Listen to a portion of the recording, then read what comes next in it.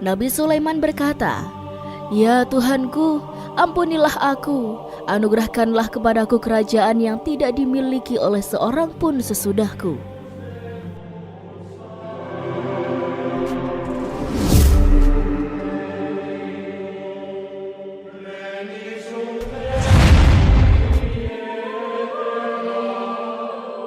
Nabi Sulaiman alaihissalam adalah manusia terkaya sepanjang sejarah kehidupan manusia di muka bumi. Dalam beberapa kitab suci seperti Al-Quran, Alkitab, Injil, Nabi Sulaiman dijelaskan sebagai manusia terkaya yang pernah hidup di muka bumi. Tidak ada satupun manusia yang bisa mengalahkan total kekayaannya hingga hari kiamat tiba nanti. Para arkeolog telah menemukan situs peninggalan sejarah Islam yang mengungkap total kekayaan Nabi Sulaiman alaihissalam. Profesor R.S. bin Yofes, seorang profesor dari Tel Aviv University, seorang peneliti, ia menyatakan bahwa 3000 tahun yang lalu, Nabi Sulaiman alaihissalam diperkirakan memiliki kekayaan senilai 2,2 triliun US dollar apabila dikonversikan dengan nilai mata uang dolar saat ini. Apabila dirupiahkan, maka nilainya setara dengan 32.891.870 triliun rupiah. Nilai itu berkali-kali lipat lebih banyak daripada total kekayaan negara Indonesia yang hanya mencapai 11.454 triliun rupiah per 31 Desember 2021 lalu. Nabi Sulaiman alaihissalam memiliki beberapa mukjizat, di antaranya adalah dapat berbicara dengan bahasa binatang. Beliau dapat memerintah mereka untuk melakukan sesuatu. Beliau juga dapat mengendalikan besar kecilnya tekanan angin dan dapat mengatur ke arah mana angin akan berhembus. Sehingga dengan itu, Nabi Sulaiman dapat memanfaatkan angin sebagai kendaraannya dan juga kendaraan tentaranya. Nabi Sulaiman juga bisa melunakkan besi dan membentuknya menjadi pakaian perang yang anti tusukan senjata tajam. Nabi Sulaiman memimpin para jin. Mereka tunduk dan patuh pada perintah Nabi Sulaiman. Tidak hanya itu, sobat, setan dan iblis laknatullah yang merupakan makhluk pembangkang dapat dibuat tunduk, bertekuk lutut pada perintah-perintah Sulaiman. Nabi Sulaiman bisa melakukan teleportasi, yaitu berpindah dari suatu tempat ke tempat yang lain dalam waktu singkat. Peristiwa tersebut dibuktikan dengan pemindahan singgasana Ratu Balqis atas perintah Nabi Sulaiman. Nabi Sulaiman dikenal sebagai raja yang adil dan bijaksana. Nabi Sulaiman diberkahi kecerdasan yang luar biasa untuk menyatupadukan segenap kekuatan yang Allah berikan kepadanya. Ia mengelola dan membawa kerajaannya menjadi kekuatan raksasa yang tak terkalahkan di masanya. Dengan segenap kemampuan yang dimiliki tentara, Nabi Sulaiman adalah tentara terkuat di bumi tanpa ada yang menandinginya. Pertanyaan mendasar yang muncul kali ini adalah, dari mana sumber kekayaan dan kekuatan Nabi Sulaiman alaihissalam? Untuk mendapatkan jawaban dari pertanyaan ini, simak video ini sampai akhir ya sobat.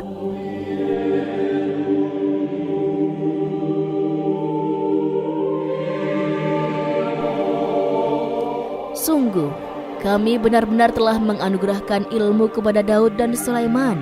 Keduanya berkata, "Segala puji bagi Allah yang melebihkan kami dari kebanyakan hamba-hambanya yang mukmin." Sulaiman telah mewarisi Daud dan dia berkata, "Wahai manusia, kami telah diajari untuk memahami bahasa burung dan kami dianugerahi segala sesuatu. Sesungguhnya semua ini benar-benar karunia yang nyata." Quran Surat An-Naml ayat 15-16. Pada ayat tersebut disebutkan bahwa Sulaiman telah mewarisi Daud. Nabi Sulaiman mewarisi Nabi Daud dalam sisi kenabian dan kekuasaan, bukan mewarisi harta. Karena para nabi tidak mewariskan harta, sebab peninggalan mereka, harta para nabi menjadi sedekah bagi orang-orang yang ada di sekitar mereka, yaitu orang-orang fakir dan orang-orang yang membutuhkan, dan harta para nabi tidak dikhususkan bagi kalangan keluarganya. Rasulullah SAW bersabda, kami para nabi tidak mewariskan. Nabi Sulaiman mewarisi kenabian dari Nabi Daud. Ini adalah hal yang jelas. Allah telah memilihnya sebagai nabi dari Bani Israel. Begitu juga Allah telah memberinya kekuasaan, kerajaan, sehingga ia menjadi pemimpin Bani Israel. Barangkali sesuatu yang paling penting yang diwarisi oleh Nabi Sulaiman dari Nabi Daud adalah tradisi militer. Kemajuan militer yang dahsyat telah berpindah kepada Nabi Sulaiman. Nabi Daud sebenarnya adalah seorang pengembala kambing yang sangat miskin. Tapi seiring dengan perjalanannya waktu, ia menjadi komandan pasukan yang tiada tanding. Nabi Daud alaihissalam mengetahui bahwa kekuatan hakiki yang mengatur alam semesta adalah kekuatan Allah Subhanahu wa Ta'ala.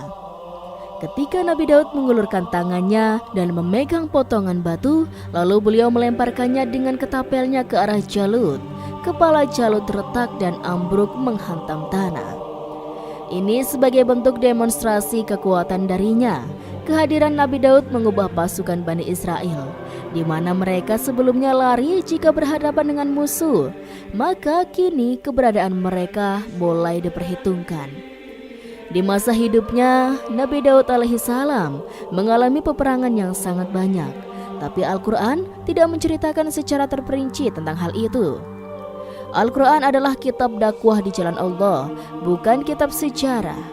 Al-Quran hanya menceritakan di dalam Al-Quran surat ayat 20. Dan kami kuatkan kerajaan Daud. Ayat tersebut berarti bahwa Nabi Daud belum pernah terkalahkan dalam peperangan yang diikutinya. Di samping dukungannya yang Allah berikan kepadanya, juga pasukan dan rakyatnya, di mana mereka adalah orang-orang yang bertauhid, menyerahkan diri kepada Allah Subhanahu wa Ta'ala. Allah Subhanahu wa Ta'ala mengajarkan kepada Nabi Daud hal-hal yang menjadikan pasukannya memiliki keistimewaan, yang dengannya mereka dapat mengalahkan pasukan-pasukan lain, pasukan-pasukan besar yang ada di bumi pada saat itu. Allah Subhanahu wa Ta'ala berfirman dalam Quran surat Saba ayat 10, dan kami telah melunakkan besi untuknya. Baju besi mungkin akan menjadi masalah dalam benak kita. Ketika orang-orang akan berperang, baju besi cukup mengganggu gerakan mereka.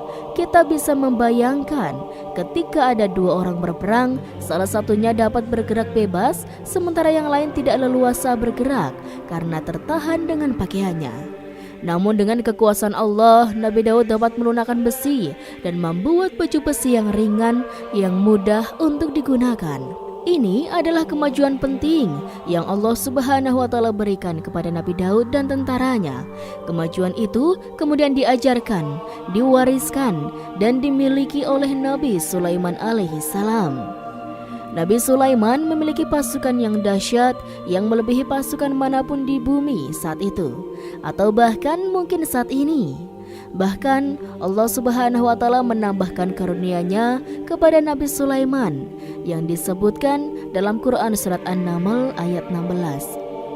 Dan Sulaiman telah mewarisi Daud, dan dia berkata, "Wahai manusia, kami telah diberi pengertian tentang suara burung, dan kami diberi segala sesuatu. Sesungguhnya ini benar-benar suatu karunia yang nyata."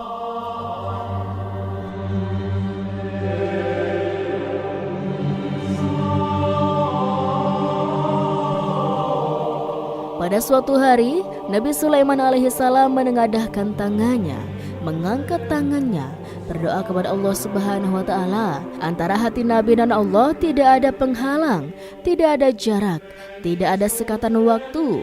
Tak ada satupun dari para nabi yang berdoa kepada Allah Subhanahu wa Ta'ala, wali doanya pasti dikabulkan. Doa Nabi Sulaiman alaihissalam direkam di dalam Quran surat Sad ayat 35.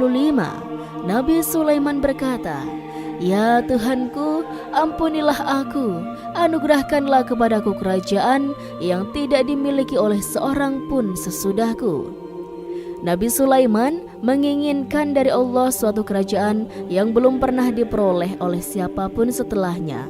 Allah Subhanahu wa Ta'ala mengabulkan doa Nabi Sulaiman dan memberinya kerajaan tersebut. Nabi Sulaiman mewarisi kekuasaan, kenabian, hikmah, ilmu dari Nabi Daud alaihissalam. Orang-orang menyebutnya Sulaiman Al-Hakim, Sulaiman yang bijaksana. Kebijaksanaan Nabi Sulaiman tidak terbatas pada keadilannya di tengah-tengah manusia dan juga kasih sayangnya kepada mereka.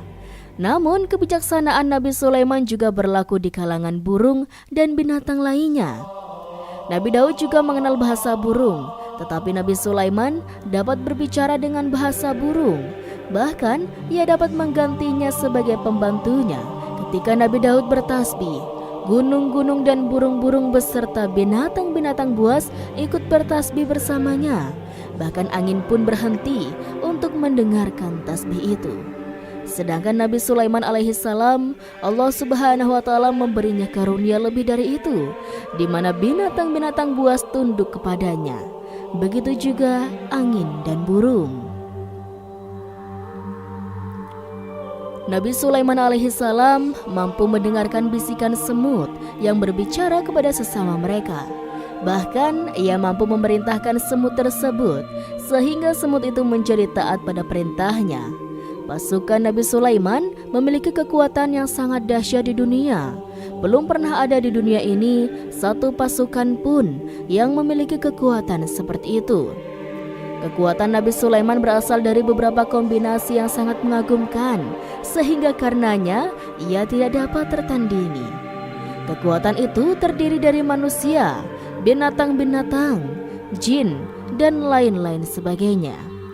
Kita mengetahui sobat, bahwa jin adalah makhluk Allah dan manusia tidak mampu melihatnya atau menghadirkannya atau meminta pertolongan kepadanya. Sedangkan Nabi Sulaiman telah diberi Allah suatu kemampuan untuk menundukkan jin, mempekerjakan mereka sebagai tentara di tengah-tengah peperangan. Bahkan, ia mampu menjadikan mereka sebagai pekerja-pekerja kasar di kerajaannya saat tidak ada peperangan. Maka karena itu, ketika ada pasukan lain yang mencoba melawan pasukan Nabi Sulaiman, mustahil mereka akan mendapatkan kemenangan. Bahkan pasukan Nabi Sulaiman diperkuat oleh pasukan burung.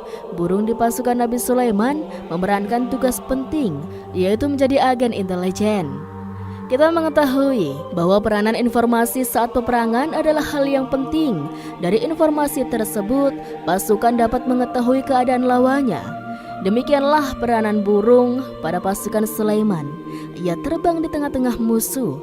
Kemudian ia kembali kepada Nabi Sulaiman untuk menyampaikan berita tentang keadaan lawannya. Di samping jin dan burung, Allah subhanahu wa ta'ala juga menundukkan angin untuk Nabi Sulaiman. Nabi Sulaiman dapat memerintahkan angin, dan ia mampu untuk menaiki angin tersebut bersama tentaranya. Dalam Al-Quran surat Sad ayat 36-40, Allah subhanahu wa ta'ala berfirman, "Kami tundukkan kepada angin yang berhembus dengan baik menurut kemana saja yang dikehendakinya Sulaiman. Dan kami tundukkan pula kepadanya setan-setan, semuanya ahli bangunan dan penyelam. Dan setan yang lain yang terikat dalam belenggu. Inilah anugerah kami. Maka berikanlah kepada orang lain atau tahanlah untuk dirimu sendiri dengan tiada pertanggungjawaban, dan sesungguhnya dia mempunyai kedudukan yang dekat pada sisi kami dan tempat kembali yang baik."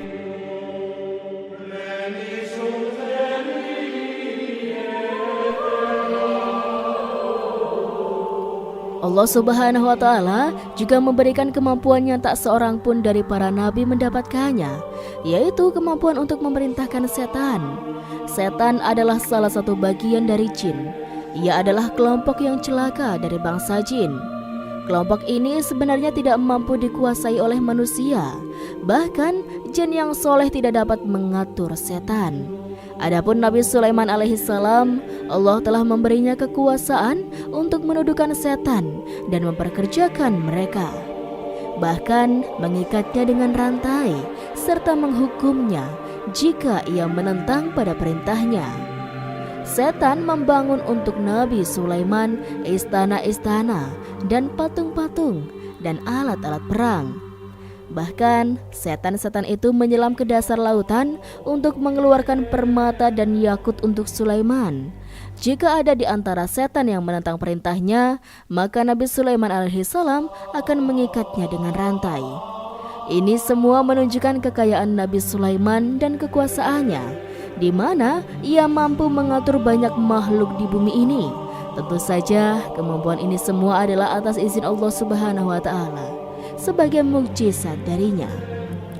Allah Subhanahu wa Ta'ala berfirman dalam Quran surat Saba ayat 12. Dan sebagian dari jin ada yang bekerja di hadapannya di bawah kekuasaannya dengan izin Tuhannya.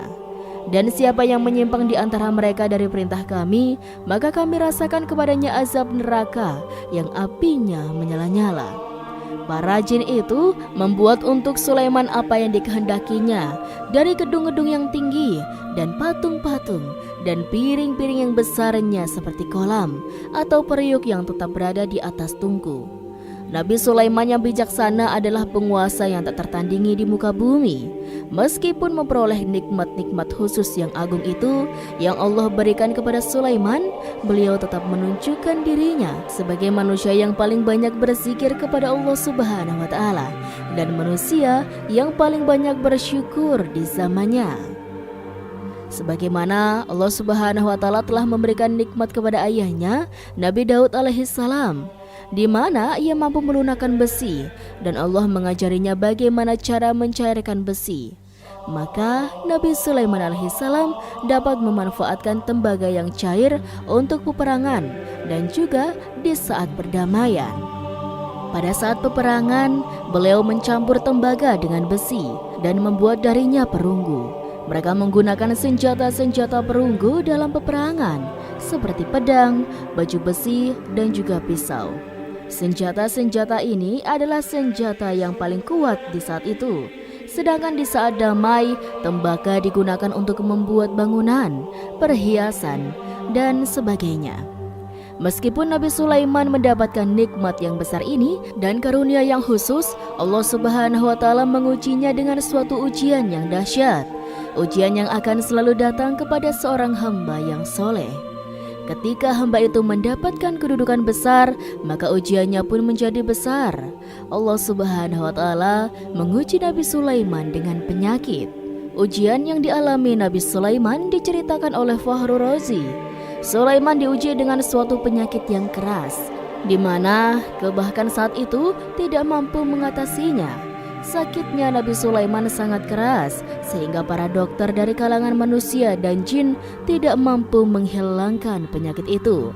Lalu burung-burung menghadirkan rumput-rumput yang dianggap sebagai obat, tetapi Nabi Sulaiman tak kunjung sembuh. Semakin hari, penyakit Nabi Sulaiman semakin menjadi-jadi, sehingga ketika Nabi Sulaiman duduk di atas kursi, ia duduk bagaikan tubuh tanpa roh. Seakan-akan ia mati karena saking kerasnya penyakit yang dideritanya. Sakit yang diderita oleh Nabi Sulaiman alaihissalam berlangsung sangat lama.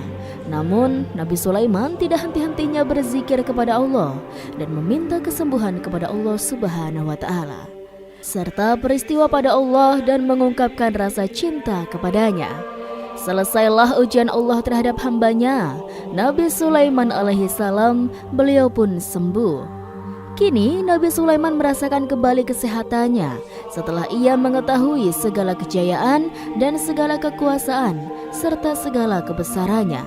Tidak lagi mampu menghilangkan penyakit yang dideritanya kecuali jika Allah Subhanahu wa Ta'ala menghendakinya.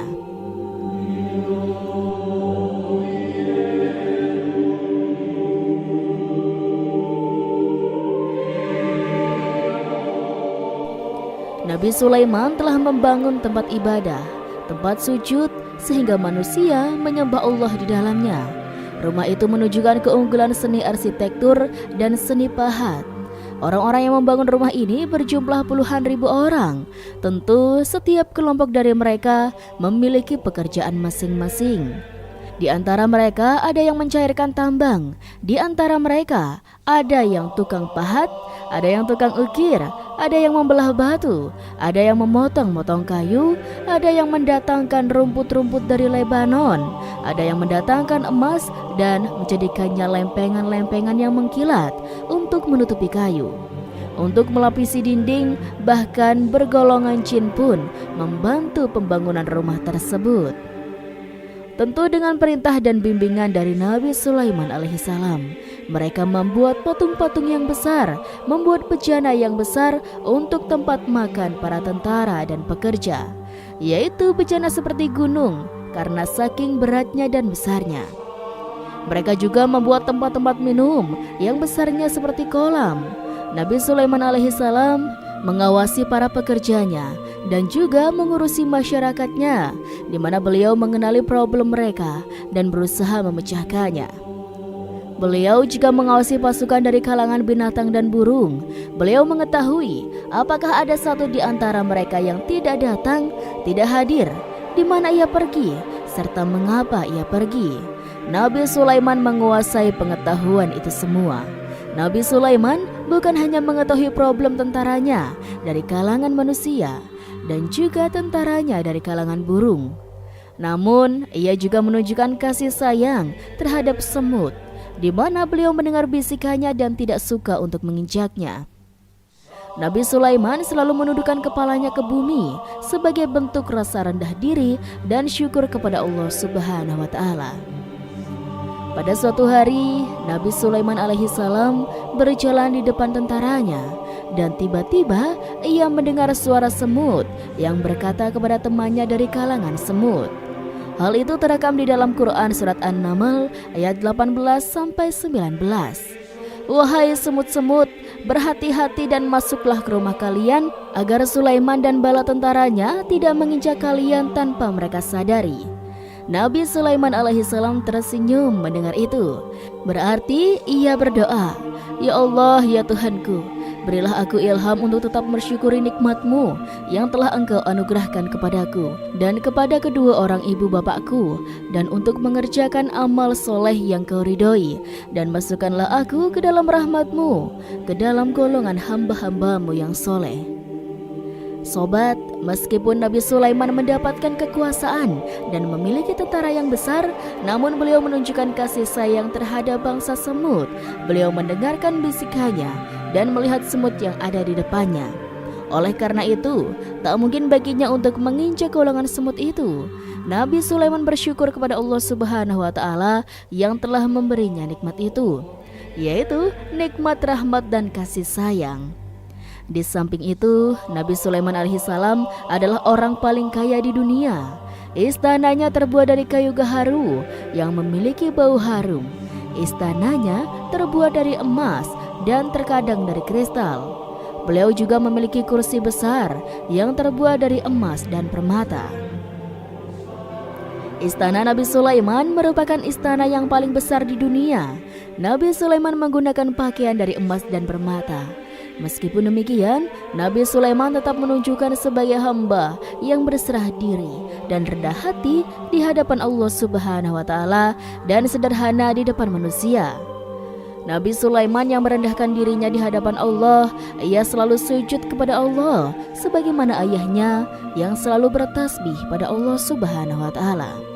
Nabi Sulaiman selalu melantunkan lagu-lagu cinta ilahi dan hanya memuji Allah Subhanahu wa Ta'ala.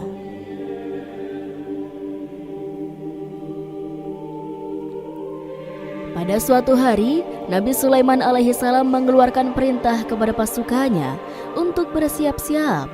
Kemudian Nabi Sulaiman keluar dan memeriksa pasukannya satu demi satu. Pasukannya diteliti. Kelompok yang pertama adalah kelompok manusia. Nabi Sulaiman memperhatikan kesiapan mereka. Lalu Nabi Sulaiman mengeluarkan perintah-perintah kepada mereka. Kemudian Nabi Sulaiman memeriksa kelompok jin dan menyampaikan perintahnya kepada mereka. Beliau memenjarakan jin yang tampak bermalas-malasan saat bekerja.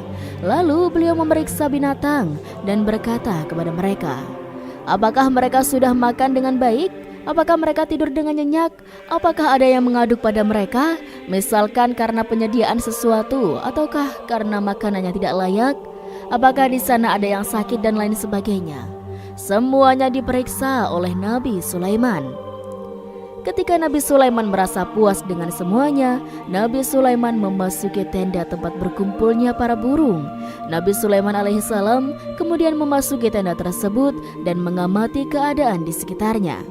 sehingga beliau mengetahui bahwa ada satu burung yang tidak hadir, yaitu burung hudhud. Nabi Sulaiman alaihissalam kemudian berkata yang diabadikan dalam Quran surat An-Naml ayat 20. Dan dia memeriksa burung-burung lalu berkata, "Mengapa aku tidak melihat hudhud? Apakah ia termasuk yang tidak hadir?" Burung-burung lain tampak terdiam sebagai penghormatan dan mereka mendengarkan apa yang dikatakan pemimpin mereka, Nabi Sulaiman. Nabi Sulaiman mengarahkan pandangannya kepada semua burung dan tidak menemukan burung hudhud di antara mereka. Tak seorang pun burung pun yang mengetahui keberadaannya. Burung hudhud absen pada apel wajib kali ini. Nabi Sulaiman mulai menampakkan kemarahannya. Apakah dia termasuk yang tidak hadir? Tiba-tiba seekor burung kecil memberanikan diri untuk berkata kepada Nabi Sulaiman, "Wahai Nabi yang mulia, seharusnya hudhud ada bersamaku kemarin untuk melaksanakan tugas penyelidikan. Ia adalah pemimpin misi itu. Namun burung hudhud belum datang. Oleh karena itu aku tidak pergi bersamanya." Burung itu tampak gemetar karena Nabi Sulaiman mengetahui bahwa hudhud tidak hadir dan tak seorang pun mengetahui kemana ia pergi. Burung hudhud pergi tanpa terlebih dahulu meminta izin kepada Nabi Sulaiman dan tidak memberitahu kemana keberadaannya. Dalam keadaan marah, Nabi Sulaiman berkata, "Sungguh, aku benar-benar akan mengazabnya dengan azab yang keras atau benar-benar menyembelihnya, kecuali jika ia benar-benar datang kepadaku dengan alasan yang jelas." Kawanan burung-burung yang mengetahui bahwa Nabi Sulaiman sedang marah dan telah menetapkan untuk menyiksa burung hudhud atau menyembelihnya atau justru memaafkannya dengan syarat. Ia datang dengan membawa alasan yang dapat menyelamatkannya, atau dengan kata lain, burung hudhud dapat memastikan bahwa ia melaksanakan tugas yang penting. Nabi Sulaiman menunjukkan kemarahan yang besar, sehingga siapapun akan merasa takut ketika Nabi Sulaiman marah. Maka kemarahannya karena membela kebenaran. Kemudian beliau dapat melaksanakan ancamannya dengan cara yang mudah. Seekor burung tampak gemetar ketakutan melihat kemarahan Nabi Sulaiman. Lalu beliau mengulurkan tangannya ke burung itu dan memegang-megang kepalanya, sehingga burung itu pun merasa tenang dan merasa takutnya hilang. Nabi Sulaiman kemudian pergi dari tempat burung dan menuju ke istananya. Nabi Sulaiman masih memikirkan keadaan burung hudhud. Seharusnya burung hudhud menjadi bagian penting dari badan intelijen. Apakah ia pergi untuk menyingkap sesuatu, atau apakah ia pergi hanya untuk bermain-main? Nabi Sulaiman alaihissalam telah memperhatikan dan mengetahui bahwa burung hudhud adalah seekor burung yang cerdik dan juga fasih berbicara. Terkadang Nabi Sulaiman mendapati burung hudhud sedang bermain-main dan menunda-nunda pekerjaannya. Namun ketika Nabi Sulaiman melihatnya, burung hudhud memahami bahwa perbuatannya tidak benar. Sebab ia tidak boleh menyampur adukan antara waktu serius dan waktu bermain. Tidak lama setelah itu, burung hudhud tiba di tempat para burung-burung yang lainnya, berkata kepadanya, "Wahai hudhud, pergilah engkau ke tempat Nabi Sulaiman. Jika ia mengetahui bahwa engkau telah sampai, jiwamu benar-benar terancam."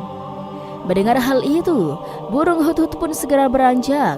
Ia terbang menemui Nabi Sulaiman. Pada waktu itu, Nabi Sulaiman sedang duduk bersama tentaranya yang lain. Burung hudhud berdiri. Ia telah merencanakan untuk memulai pembicaraannya dengan Nabi Sulaiman sebelum Nabi Sulaiman bertanya kepadanya kemana dia pergi. Ini sebagai bukti bahwa hudhud telah melaksanakan suatu tugas yang penting. Dalam Al-Quran surat An-Nahl ayat 22, burung hudhud berbicara, "Aku telah mengetahui sesuatu yang kamu belum mengetahuinya, dan kubawa kepadamu dari negeri Saba suatu berita penting yang diyakini." Seakan-akan burung hudhud hendak berkata, "Aku adalah hudhud yang miskin, tapi aku mengetahui apa yang tidak engkau ketahui, dan aku telah datang kepadamu dari kerajaan Saba dengan membawa berita yang sangat penting." Nabi Sulaiman tampak terdiam. Dia menunggu hudhud menyelesaikan kisahnya. yang tertulis dalam Quran Surat An-Naml ayat 23-24. Burung hudhud berkata, "Sesungguhnya aku menjumpai seorang wanita yang memerintah mereka. Dia dianugerahi segala sesuatu serta mempunyai singgasana yang besar. Aku mendapati dia dan kaumnya menyembah matahari selain Allah, dan setan telah menjadikan mereka memandang indah perbuatan-perbuatan mereka, lalu menghalangi mereka dari jalan Allah Subhanahu wa Ta'ala, sehingga mereka tidak mendapatkan petunjuk." Burung hudhud diam sejenak dan Nabi Sulaiman merasa bahwa hudhud menunjukkan kefasihan lisannya dan berbicara dengan baik kepadanya. Nabi Sulaiman berkata dalam Quran Surat An-Nahl ayat 27 sambil menunjukkan senyum manisnya di wajah. Nabi Sulaiman berkata, "Akan kami lihat apakah kamu benar wahai hudhud, ataukah kamu termasuk orang-orang yang berdusta?" Seakan-akan burung hudhud ingin mengatakan, "Aku tidak berbohong wahai Nabi yang mulia." Namun diamnya Sulaiman membuatnya takut, sehingga burung hudhud pun terdiam. Nabi Sulaiman terdiam karena berpikir, lalu ia memutuskan sesuatu. Setelah itu beliau pun mengangkat kepalanya dan meminta secari kertas dan pena. Nabi Sulaiman menulis surat singkat dan menyerahkannya kepada hudhud, serta memerintahkan kepadanya dalam Quran Surat An-Nahl ayat 28, "Pergilah dengan membawa suratku ini, lalu jatuhkanlah kepada mereka, kemudian berpalinglah dari mereka, lalu perhatikanlah apa yang mereka bicarakan." Al-Quranul Karim hanya menceritakan dalam Quran Surat An-Naml bagaimana perginya hudhud dan bagaimana ia menyerahkan surat itu. Lalu Al-Quran langsung menyebutkan keadaan kerajaan Balqis yang saat itu sedang membaca surat tersebut di depan para pembesar kerajaannya dan para menterinya. Dalam Quran Surat An-Naml 29:31 berkatalah Balqis, "Wahai pembesar-pembesar, sesungguhnya telah dijatuhkan kepadaku sebuah surat yang mulia. Sesungguhnya surat ini dari Sulaiman, dan sesungguhnya isinya dengan menyebut nama Allah yang Maha Pengasih lagi Maha Penyayang, bahwa janganlah kalian berlaku sombong terhadapku, dan datanglah kepadaku sebagai orang-orang yang berserah diri." Dalam surat itu, Nabi Sulaiman disebutkan hendaklah mereka menyerahkan diri dan tunduk kepada perintah Sulaiman. Nabi Sulaiman memerintahkan agar mereka meninggalkan penyembahan terhadap matahari. Nabi Sulaiman tidak mempersoalkan akidah mereka dan tidak memuaskan mereka dengan apapun. Nabi Sulaiman hanya memerintahkan bahwa ia berada di atas kebenaran. Bukankah ia didukung kekuatan yang berlandaskan keyakinan yang dimilikinya? Nabi Sulaiman hanya memerintahkan mereka agar tunduk dan patuh kepadanya. Ratu Saba menyampaikan surat tersebut di tengah-tengah kaumnya. Dalam Quran Surat An-Naml ayat 32 dijelaskan, Balqis berkata, "Wahai para pembesar, berilah aku pertimbangan dalam urusanku ini. Aku tidak pernah memutuskan sesuatu persoalan sebelum kamu berada dalam majelisku." Para pembesar istana Balqis menentang surat tersebut.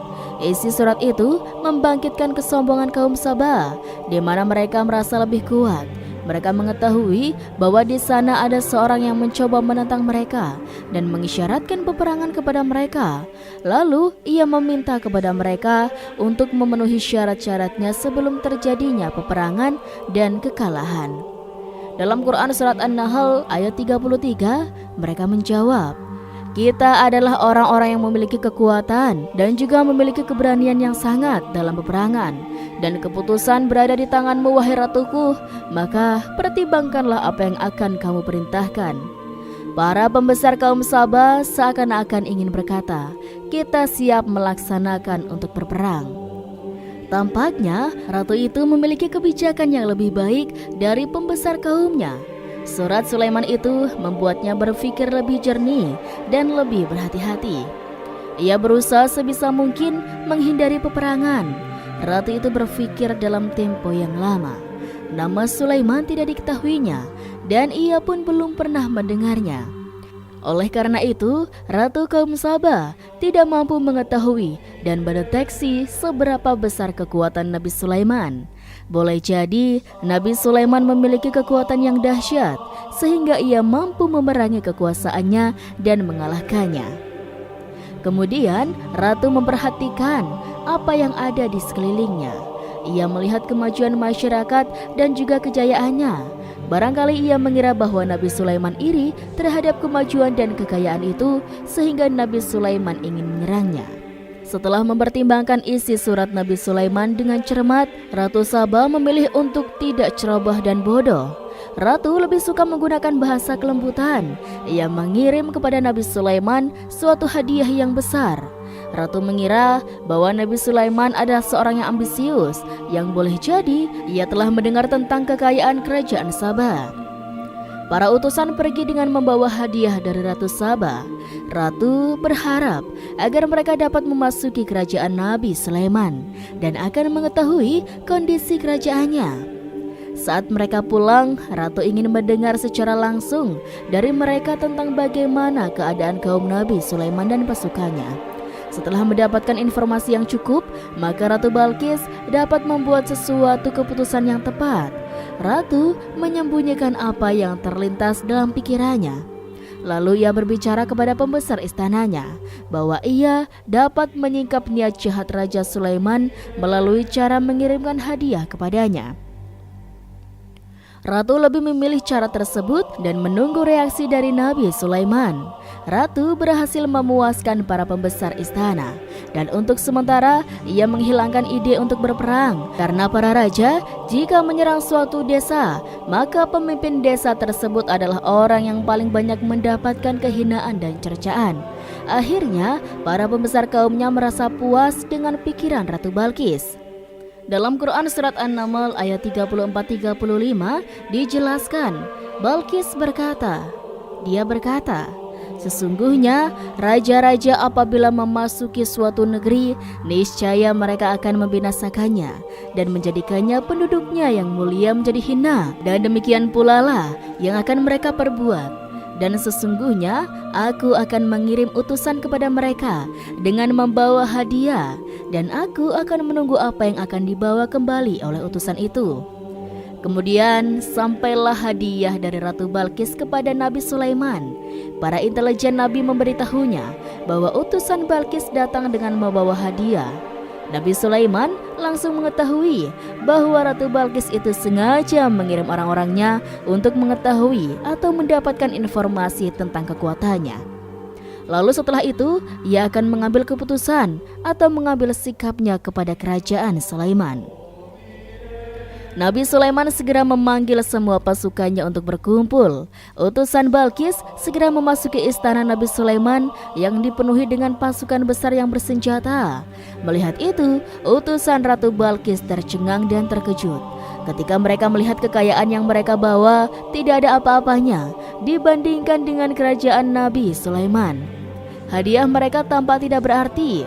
Emas yang mereka bawa tampak tidak memiliki makna saat mereka memasuki istana Nabi Sulaiman, yang terbuat dari kayu-kayu pohon gaharu yang mengeluarkan bau harum serta dihiasi dengan emas permata.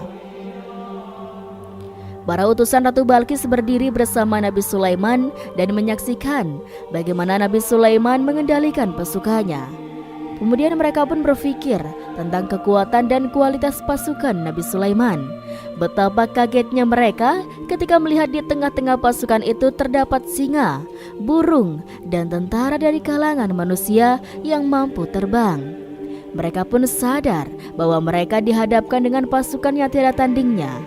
Selesailah demonstrasi pasukan Nabi Sulaiman. Kemudian para utusan Ratu Balqis dipersilahkan maju ke tempat hidangan makanan. Para utusan itu sangat terkejut ketika melihat berbagai macam makanan dari penjuru dunia ada di depannya. Dan di antara makanan itu terdapat pula makanan yang biasa ditemukan di negeri mereka. Tetapi mereka melihat bahwa makanan itu memiliki rasa yang lebih istimewa. Setelah itu, piring-piring yang ada di depan mereka dan dijadikan tempat makanannya terbuat dari emas, dan mereka dilayani oleh laki-laki yang berhias dengan emas. Ratu mereka pun tidak mengenakan hiasan itu. Di meja makan terdapat burung, ikan laut, dan berbagai macam daging yang mereka tidak mampu lagi membedakan daging apa itu. Nabi Sulaiman tidak makan bersama mereka, tapi beliau makan dengan menggunakan piring yang terbuat dari kayu. Beliau memakan roti yang kering yang dicampur dengan minyak. Inilah makanan yang dipilihnya. Nabi Sulaiman makan bersama mereka dalam keadaan diam. Mereka merasa kehadiran Nabi Sulaiman menciptakan suasana wibawa yang luar biasa. Selesai perjamuan itu, makanan itu sudah selesai. Lalu dengan sangat malu, mereka menyerahkan hadiah dari Ratu Balqis kepada Nabi Sulaiman. Hadiah itu berupa emas. Bagi mereka, hadiah itu sangat bernilai tinggi. Tapi di sini, hadiah itu tampak kecil di hadapan kekayaan-kekayaan Nabi Sulaiman yang sangat mengagumkan. Nabi Sulaiman memperhatikan hadiah ratu itu dan berkata dalam Quran surat An-Nahl ayat 36. Maka tatkala utusan itu sampai pada Sulaiman, Sulaiman berkata, "Apakah patut kamu menolong aku dengan harta? Maka apa yang diberikan Allah kepadaku lebih baik daripada apa yang diberikannya kepadamu. Tetapi kamu merasa bangga dengan hadiahmu?"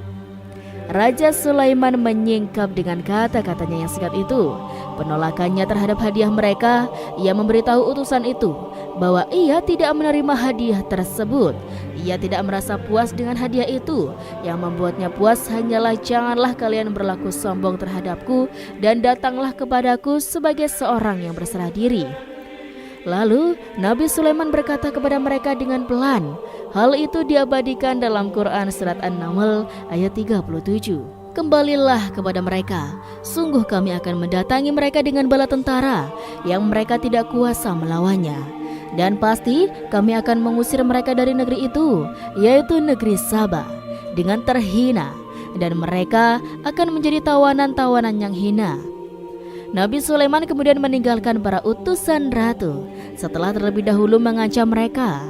Para utusan itu berharap agar Nabi Sulaiman mau menunggu kunjungan Ratu Balqis sendiri yang akan membawa misi perdamaian. Akhirnya sampailah para utusan Ratu Balqis ke negeri Saba. Mereka segera menuju istana sang ratu. Mereka memberitahu bahwa negeri mereka ada di ujung tanduk. Mereka menceritakan kepada ratu tentang kekuatan Nabi Sulaiman dan tidak mungkin bagi mereka mampu melawannya. Mereka meyakinkan Ratu Balqis bahwa ia harus mengunjunginya dan melihat sendiri bagaimana kebesaran kerajaan Nabi Sulaiman. Kemudian Ratu Balqis menyiapkan dirinya untuk pergi menuju kerajaan Nabi Sulaiman. Nabi Sulaiman duduk di kursi kerajaan di tengah-tengah para pembesarnya dan para menterinya, serta para komandan pasukannya. Beliau berpikir tentang sosok Balqis. Sulaiman mengetahui bahwa Balqis menuju tempatnya. Balqis dikelilingi rasa takut. Nabi Sulaiman berpikir sejenak tentang bagaimana matahari disembah. Ia memikirkan bagaimana informasi yang diterima oleh intelijennya tentang kemajuan kerajaan Balqis dalam bidang kesenian dan ilmu pengetahuan. Nabi Sulaiman bertanya kepada dirinya sendiri, apakah kemajuan menjadi penghalang untuk mengetahui kebenaran? Apakah ratu itu gembira dengan kekuatan yang dicapainya? Dan ia membayangkan bahwa kekuatannya adalah segalanya. Dengan kemajuan yang dimilikinya, Nabi Sulaiman ingin membuat kejutan agar Ratu Balqis mengetahui bahwa Islam yang diyakini oleh Nabi Sulaiman adalah satu-satunya yang mampu mendatangkan kemajuan dan kekuatan yang hakiki. Sehingga ia dapat membandingkan antara keyakinannya dalam menyembah matahari beserta kemajuan yang dicapainya dengan keyakinan Nabi Sulaiman juga beserta kemajuan yang diraihnya.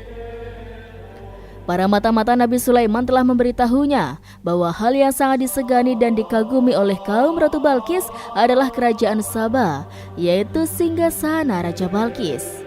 Singgasana itu terbuat dari emas dan batu mulia. Singgasana tersebut dijaga oleh penjaga yang sangat disiplin, di mana mereka tidak pernah lalai sedikit pun. Oleh karena itu, sangat tepat apabila Nabi Sulaiman menghadirkan singgasananya di sini, di kerajaannya. Sehingga ketika Ratu Balqis tiba, maka ia dapat duduk di atasnya. Nabi Sulaiman ingin membuat kejutan kepadanya dan menunjukkan bahwa kemampuannya tersebut yang berlandaskan pada keislaman. Nabi Sulaiman melakukannya demikian itu dengan harapan agar si ratu tunduk kepadanya. Ide itu terlintas dalam diri Nabi Sulaiman. Lalu ia mengangkat kepalanya dan menoleh kepada anak buahnya. Hal itu diabadikan dalam Quran Surat An-Naml ayat 38. Wahai para pembesar-pembesar, siapakah di antara kamu sekalian yang sanggup membawa singgasananya kepadaku, sebelum mereka datang kepadaku sebagai orang-orang yang berserah diri? Perhatikanlah ungkapan pikiran Nabi Sulaiman tersebut. Semua pemikirannya berkisar tentang keislaman, para penyembah matahari, tentang bagaimana beliau dapat memberikan petunjuk kepada mereka di jalan Allah. Yang pertama menjawab pertanyaan Nabi Sulaiman adalah jin Ifrit. Dari kalangan jin yang Allah telah menundukkan mereka kepada Nabi Sulaiman. Dalam Quran Surat An-Naml ayat 39. Berkata Ifrit yang cerdik dari golongan jin, aku akan datang kepadamu dengan membawa singgasana itu kepadamu sebelum kamu berdiri dari tempat dudukmu. Sesungguhnya aku benar-benar kuat untuk membawanya, lagi dapat dipercaya. Nabi Sulaiman berdiri dari tempat duduknya. Setelah itu 1 jam atau 2 jam, namun jin itu berjanji kepadanya untuk menghadirkan singgasana Balkis sebelum itu. Istana Nabi Sulaiman di Palestina, sedangkan istana Balkis terletak di Yaman. Antara singgasana tersebut dengan singgasana Nabi Sulaiman berjarak lebih dari ribuan mil. Barangkali pesawat yang cepat sekalipun yang kita kenal hari ini tidak akan mampu membawa dan mendatangkan istana itu dalam waktu 1 jam. Tetapi masalahnya di sini berhubungan dengan kekuatan jin yang serba misterius. Nabi Sulaiman alaihissalam tidak mengomentari sedikit pun terhadap apa yang dikatakan oleh Ifrit dari golongan jin. Tanpa ia menunggu tanggapan lain yang mampu menghadirkan singgasana Balkis yang lebih cepat dari jin Ifrit. Nabi Sulaiman menoleh kepada seorang di sana yang duduk di atas naungan. Hal itu diceritakan dalam Quran Surat An-Naml ayat 40. Berkatalah seorang yang mempunyai ilmu dari Alkitab, aku akan membawa singgasana itu kepadamu sebelum matamu berkedip. Maka tatkala Sulaiman melihat singgasana itu terletak di hadapannya, ia pun berkata, ini termasuk karunia Tuhanku untuk mencoba aku. Apakah aku akan bersyukur atau mengingkari nikmatnya? Dan barang siapa yang bersyukur, maka sesungguhnya dia bersyukur untuk kebaikan dirinya sendiri. Dan barang siapa yang ingkar, maka sesungguhnya Tuhanku Maha Kaya, lagi Maha Mulia. Belum lama seseorang yang mempunyai ilmu dari Alkitab menyatakan kalimatnya, sehingga singgasana itu tiba-tiba ada di depan Nabi Sulaiman. Ia mampu menghadirkan singgasana itu lebih cepat atau lebih sedikit dari kedipan mata. Ketika mata itu tertutup dan terbuka, Al-Quranul Karim tidak menyingkap kepribadian seseorang yang menghadirkan singgasana itu. Al-Quran hanya menggarisi bahwa orang itu mempunyai ilmu Alkitab. Al-Quran tidak menjelaskan kepada kita apakah ia seorang malaikat, ataukah manusia, ataukah jin. Al-Quranul Karim sepertinya ingin menyembunyikan identitas orang tersebut. Al-Quran sengaja tidak menyingkap hakikat kitab yang dimaksud. Setelah melihat singgasana itu, Nabi Sulaiman bersyukur kepada Allah Subhanahu wa Ta'ala. Ia mulai memperhatikan singgasana sang ratu. Singgasana tersebut merupakan simbol pembangunan dan juga kemajuan. Tetapi tampaknya ia hanya sesuatu yang biasa saja jika dibandingkan dengan kekuasaan. Khawatir kebesaran ciptaan yang dibuat oleh manusia dan jin di kalangan istana Nabi Sulaiman.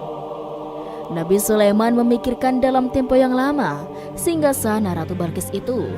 Kemudian beliau memerintahkan agar singgasana itu diperbaiki, sehingga saat Ratu Balkis datang, Nabi Sulaiman akan mengujinya apakah Ratu Balkis dapat mengenali singgasananya atau tidak.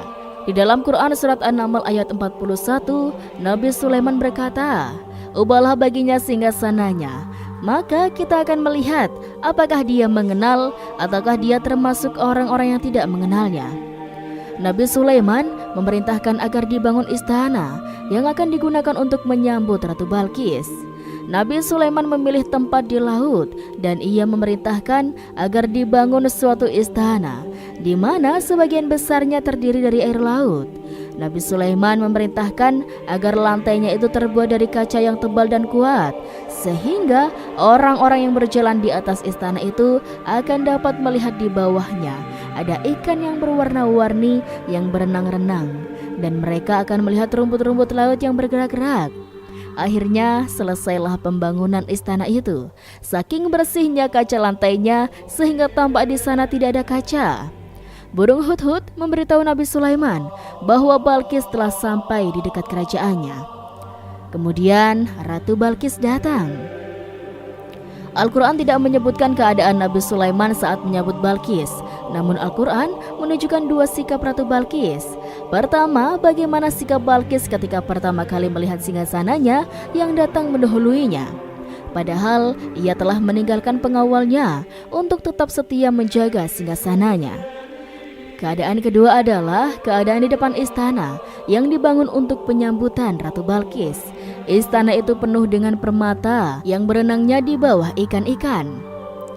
Di dalam Al-Quran surat An-Nahl ayat 42 dijelaskan, dan ketika Balkis datang ditanyakannya kepadanya, "Serupa inikah singgasanamu?"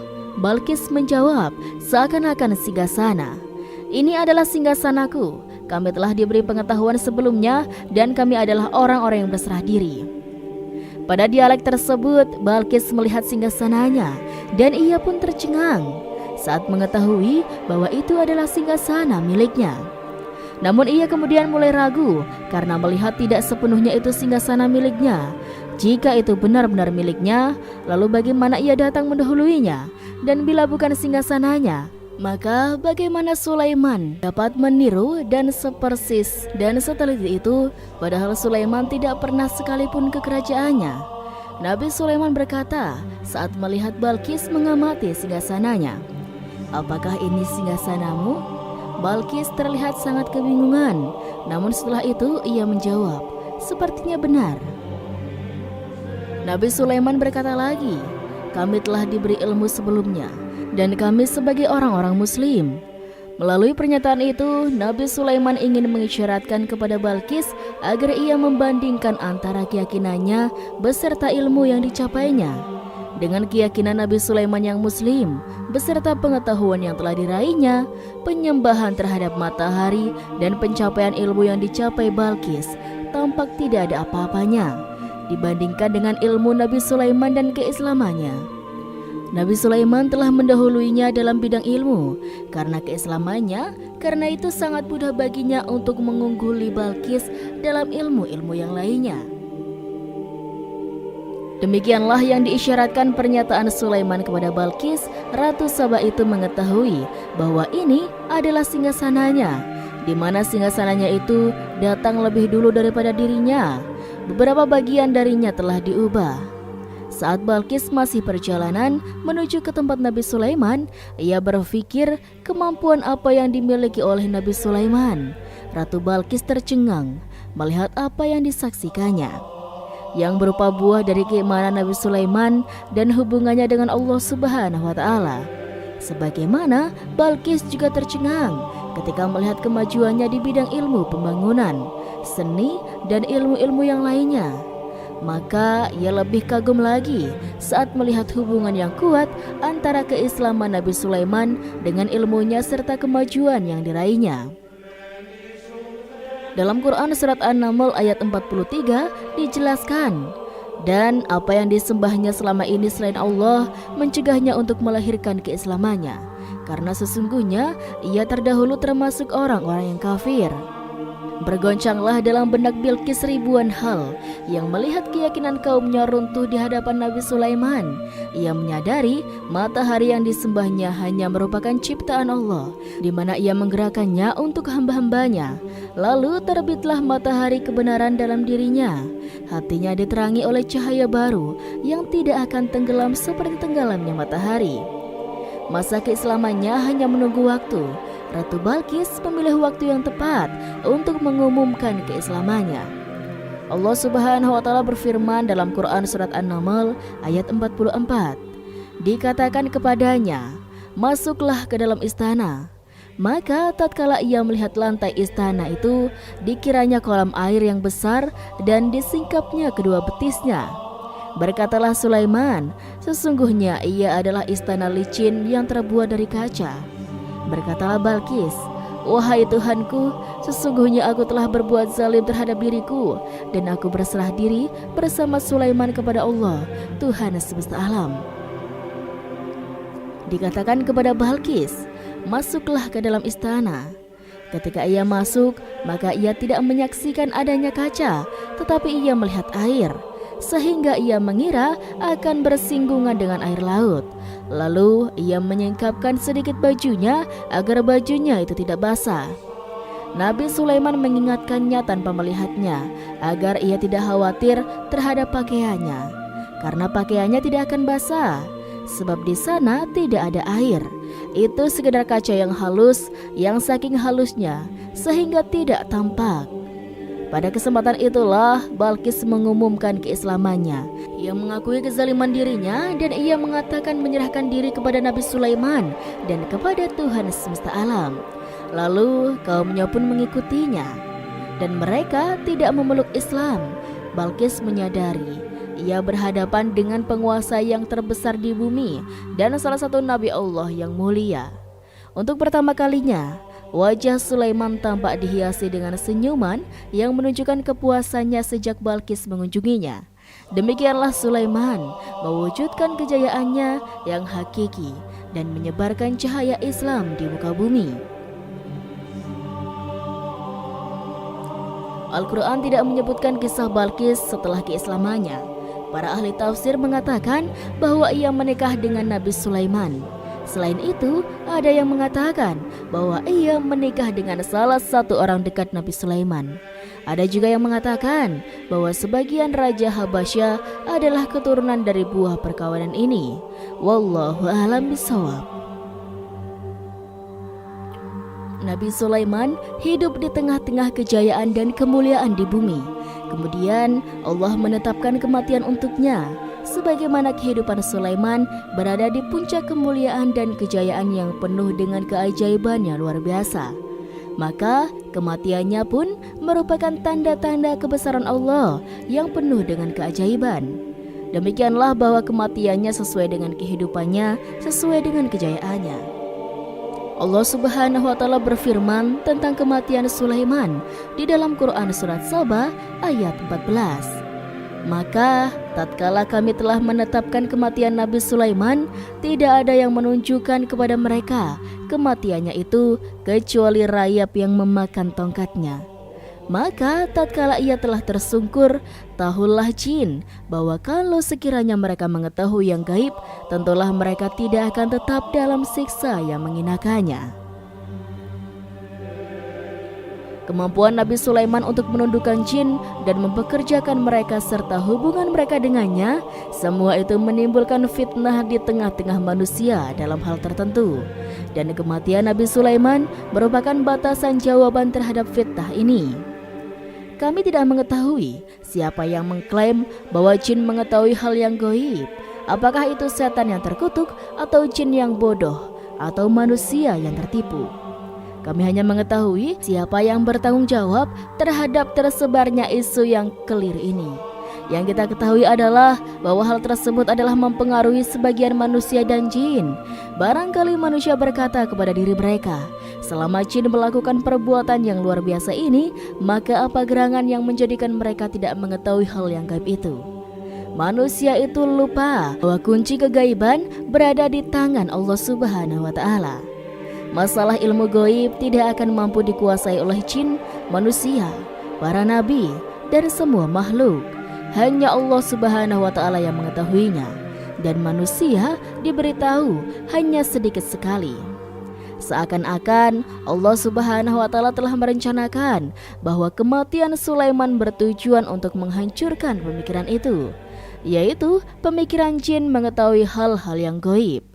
Jin bekerja untuk Nabi Sulaiman selama beliau hidup, dan tatkala beliau meninggal, maka tugas mereka menjadi bebas. Nabi Sulaiman meninggal tanpa diketahui oleh jin, sehingga mereka tetap bekerja untuknya. Mereka tetap mengabdi kepada Sulaiman. Andainya mereka mengetahui hal yang gaib, niscaya mereka tidak meneruskan pekerjaan mereka. Pada suatu hari, Nabi Sulaiman memasuki mihrabnya untuk iktikaf ibadah dan beribadah kepada Allah Subhanahu wa Ta'ala.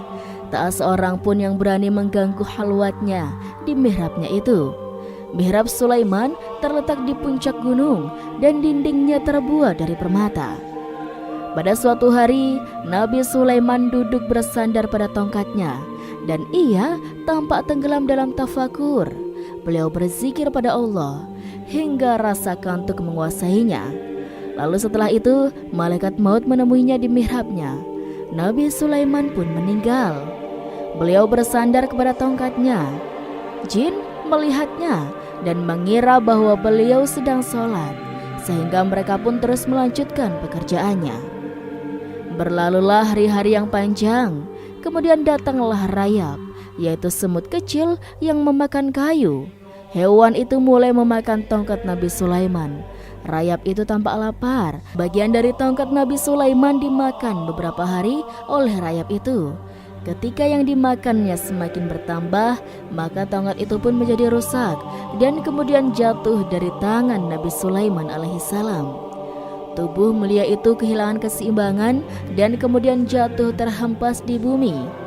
Tatkala tubuh suci itu tersungkur, maka manusia segera menuju ke arahnya.